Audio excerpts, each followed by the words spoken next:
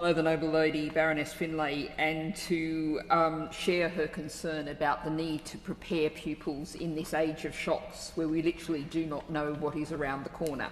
I have often spoken in your Lordship's House about the need for first aid education in schools. This is part of it.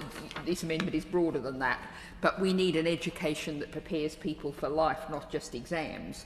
And I note the fact that actually recently has been introduced into the driving licence test some basic questions about first aid, showing there is some recognition in the government of the need to act in this space.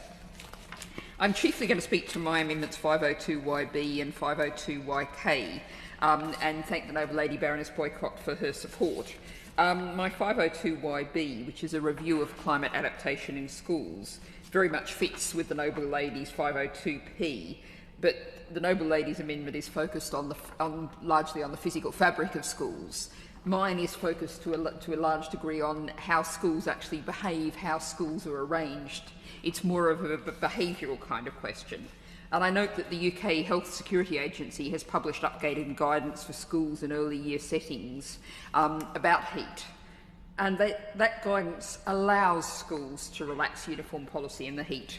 It suggests students should wear loose, light-coloured clothing and sun hats with wide brims, stay in the shade as much as possible, sunscreen with high sun protection factors, etc. And says teachers should also encourage students to take off their blazers and jumpers. But all of that is in the terms of encouragement suggestions. And I would put to the Noble Lady, the Minister, the government more broadly, that actually we are in a situation now, particularly when we have so many schools who seem to have an unreasoning, almost religious attachment to rigid uniform policies, that there should actually be rules that say you must act to keep your pupils safe. And I note that the National Education Union suggests that 26 degrees should be set as an appropriate place to identify additional measures. So let's make some rules here about taking some action to protect our children. And on the broader point about climate resilience, the Noble Lady Baroness Boycott referred to a London study. Well, I'm going to refer to a London programme, which I think may have followed from that. Climate resilience schools in 22-23, the Mayor of London funded measures in 100 schools to make them more resilient. But when you look at the website, this programme has now ended. And surely we need a continuing, ongoing programme to make our schools more climate resilient. Now I come now to Amendment 502YK about the prevention of the transmission of respiratory and other diseases in classrooms, in schools generally.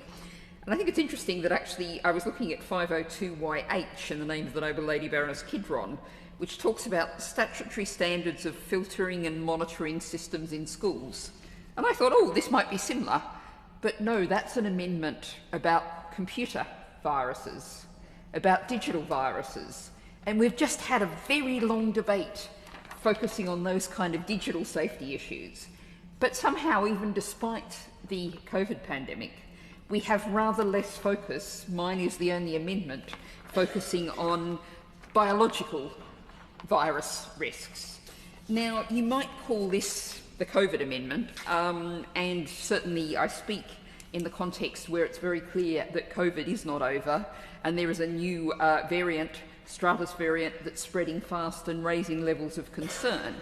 And if we think about that COVID situation for a second, that means COVID is still spreading. That means more and more people are not just becoming ill in the short term, but we know getting long COVID. And I'm going to quote the pulmonologist Benita Kane, who's recently started an NHS long COVID clinic, who notes that there has been a refusal to acknowledge the problem of long COVID and the continuing problem. If you look at the history of the world's medical treatment of so-called chronic fatigue syndrome, chronic encephalomyelitis, there has actually been a refusal to acknowledge the issue of that broader post-viral syndromes and the fact that people get ill for a long time. There was a study out at the end of the last year that said after 2 years, 70% of the children who'd shown long COVID were no longer displaying the symptoms of long COVID. That was the headline.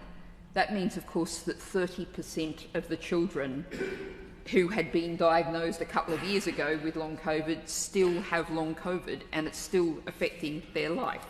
And that's something that we can't ignore in terms of COVID, but of course this is not just a COVID amendment. Just because we've had a COVID pandemic is not going to have any impact at all on the risks, the continuing acute risks of a flu pandemic, something that the world has known very much of in the past. And I'd also point out that the issues around ventilation, about air filtration, they're also good for pupil concentration. They're good for general health, to have fresh air in the classroom. And we need to be able to look after the health of pupils. And we know that, there is a direct question to the Noble Lady, the Minister, and I will understand if she wants to write to me later. But in 2021, England spent £25 million on providing all state-funded schools and colleges with a portable CO2 monitor for every 2 classrooms. There was further funding in November 2022 for the remaining 50% of classrooms. The recommendation is that CO2 levels should be kept below 800 parts per million. Indoor air at 600 to 800 parts per million is a relatively good level of ventilation. Can the Noble Lady tell me now or in the future how many of those monitors are still in use and what kind of results are they showing?